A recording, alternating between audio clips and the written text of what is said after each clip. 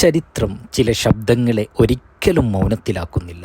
അവ നൂറ്റാണ്ടുകൾക്കിപ്പുറവും പ്രതിധ്വനിച്ചുകൊണ്ടേയിരിക്കും. അത്തരം ഒരു ശബ്ദമാണ് അലി റളിയല്ലാഹു അൻഹുവിൻ്റേത്.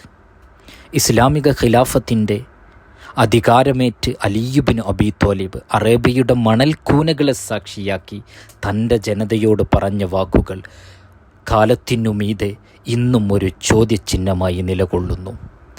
അധികാരമേറ്റ് ഭയഭക്തിയോടെ ദൈവനാമത്തിൽ തൻ്റെ ജനതയോട് അദ്ദേഹം തുടർന്നു: ഓ മനുഷ്യരെ, നേതൃത്വം ഒരു അധികാരമല്ല, അതൊരു വിശ്വാസമാണ്, ഉത്തരവാദിത്തമാണ്. ഞാൻ നിങ്ങളിൽ ഒരാളായി തന്നെയാണ് നിങ്ങളുടെ മുന്നിൽ നിൽക്കുന്നത്. ഞാൻ നിങ്ങളെക്കാൾ ശ്രേഷ്ഠനല്ല. എന്നാൽ നീതിയുടെ ചുമതല എനിക്ക് ഏൽപ്പിക്കപ്പെട്ടിരിക്കുന്നു. ഞാൻ ശരിയായി പ്രവർത്തിച്ചാൽ എന്നെ പിന്തുണക്കുക, ഞാൻ വഴിതെറ്റിയാൽ നിർഭയം എന്നെ തിരുത്തുക. കാരണം നിശബ്ദതയാണ് അനീതിയുടെ ഏറ്റവും വലിയ കൂട്ടാളി. സത്യം ഒരു ഭരണാധികാരിയുടെ അലങ്കാരമല്ല, അത് അവൻ്റെ അടിസ്ഥാനമാണ്. കളവ് ഒരു നിമിഷം സംരക്ഷണമാകാം, പക്ഷെ ചരിത്രത്തിൽ അത് അപമാനമായി മാറും. എൻ്റെ മുന്നിൽ ദുർബലൻ ശക്തനാണ്, അവൻ്റെ അവകാശം ഞാൻ ഉറപ്പാക്കുന്നത് വരെ. ശക്തൻ ദുർബലനുമാണ്, അവൻ അനീതിയോടെ നേടിയതെല്ലാം തിരികെ നൽകുന്നത് വരെ.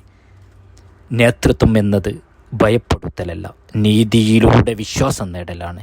ഞാൻ നിങ്ങളോട് അധികാരം ആവശ്യപ്പെടുന്നില്ല, സത്യത്തിന് ശക്തി പകരുക മാത്രം മതി.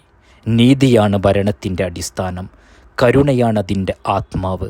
ഇവ രണ്ടുമില്ലെങ്കിൽ അധികാരം വെറും ശബ്ദമായി മാറും. ദൈവത്തെയും ധർമ്മത്തെയും ഞാൻ അനുസരിക്കുന്നിടത്തോളം എനിക്ക് നിങ്ങളെ നയിക്കാനുള്ള അവകാശമുണ്ട്.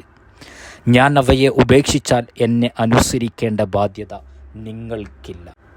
എന്ത് മനോഹരമായ വാക്കുകൾ! ജീവൻ തുടിക്കുന്നത് പോലെ. ജനങ്ങളുടെ വിശ്വാസമാണ് നേതാവിൻ്റെ യഥാർത്ഥ സമ്പത്ത്. അത് നഷ്ടപ്പെട്ടാൽ കിരീടവും പദവിയും വെറും ശൂന്യത മാത്രമാണെന്ന് അലി റളിയല്ലാഹു അൻഹു നമ്മെ പഠിപ്പിക്കുന്നു. വാക്കുകളിലൂടെയല്ല, ജീവിതത്തിലൂടെ. ഓർക്കുക, സ്ഥാനങ്ങൾ മാറും, കാലം കടന്നുപോകും, പക്ഷേ നീതി മാത്രം ചരിത്രത്തിൽ നിലനിൽക്കും. നേതൃത്വം നമ്മെ ഉയർത്താനല്ല, നമ്മിലൂടെ മറ്റുള്ളവരെ ഉയർത്താനാണ്. അതിനാൽ സത്യത്തിനായി നിൽക്കുക, നീതിക്കായി സംസാരിക്കുക, നിർഭയം ധർമ്മത്തിൻ്റെ സന്ദേശവാഹകരാകുക. സ്പീക്ക് ഇറ്റ്, നേരിൻ്റെ ശബ്ദം നേർമ്മയോടെ.